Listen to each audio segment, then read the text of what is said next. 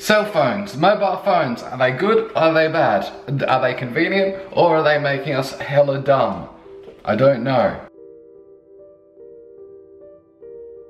So I was just on this website about simple living and how to simplify your life and all of that, and there was this article about a guy who doesn't have a cell phone. So I was like, okay, cool, this is a guy who's worked out a way to live his life where he doesn't need to be in constant communication with websites and people. This should be interesting. Then I started reading it and I noticed all the other items that he mentioned owning because he doesn't have the cell phone. So at work he's got a computer and a landline. At home he's got a computer and a landline. If he's going somewhere where he thinks he might want to take photos, he takes a digital camera or an iPod. If he's going somewhere where he thinks he's going to need directions, he takes a GPS. Hey dude, you know why you don't have a cell phone? Because you have 100 other items that do the same job as one cell phone. How is that simple? It'd be like if I wrote an article that was like, hey everyone, you don't need to have a big house because instead you can just have 3 smaller houses next to each other. A couple of people in the comments were saying, this guy's a genius, that's just one less thing to check. Is it one less thing to check, or is it just one less way to check the things that are still gonna need checking? Because this dude, he talks about having a Twitter account and writing for a website as part of his job and having work emails to look at for another job. He still has to check that stuff just because you can't just throw your phone out the window and be like, emails dealt with. They're still there. Getting rid of your cell phone should only happen when you've made changes in your life to simplify it to the point that having a cell phone is actually more complicated than not having a cell phone. If your life is complicated, you can't just say, oh, it's because of this and throw it out the train window and be like, well, should be cool from now on, smooth sailing.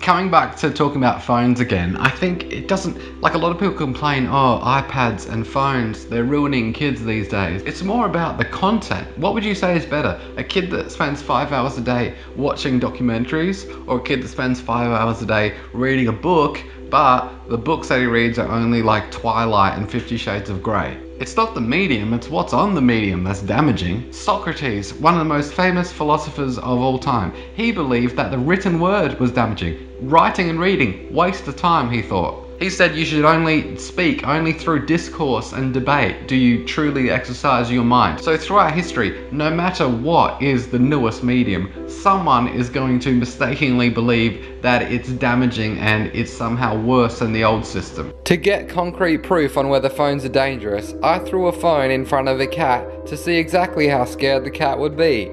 The cat wasn't scared, like at all, seriously. I ended up just taking the phone back.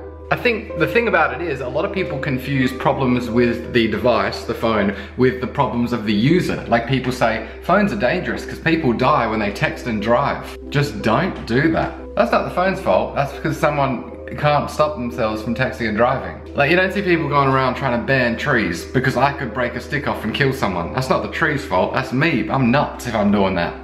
It's probably not fair to make a judgment without first giving the phones a chance to speak their opinion. Okay, Google, are phones stupid? Here you go. Hello, Scott speaking. Hi, good, thank you.